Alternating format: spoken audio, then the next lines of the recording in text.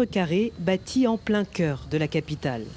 Une capacité d'accueil de 45 000 fidèles, la colossale mosquée Massalikul Jinan est désormais la plus grande d'Afrique de l'Ouest. Quelques 800 salariés ont participé aux travaux qui ont duré 7 ans.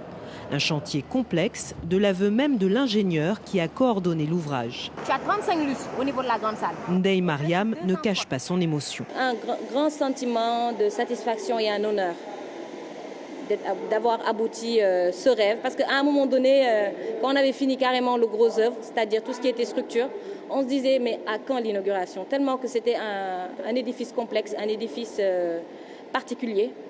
Donc en arriver à ce stade, c'est une bénédiction. À l'extérieur, des bénévoles s'activent. Ce sont des disciples de la confrérie Mouride, la communauté à l'initiative de la mosquée. On s'occupe un peu de tout, de l'approvisionnement en eau par exemple. On obéit aux ordres du marabout. On est très heureux et on remercie surtout Serigne Touba, le fondateur du mouridisme. Que le Seigneur le rétribue au centuple.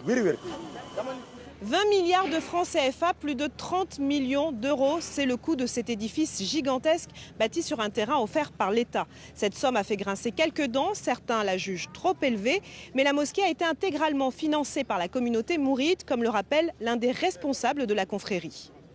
C'est des associations de fidèles qui ont procédé aux collectes et c'est le produit de cette collecte-là qui a servi effectivement à construire la mosquée.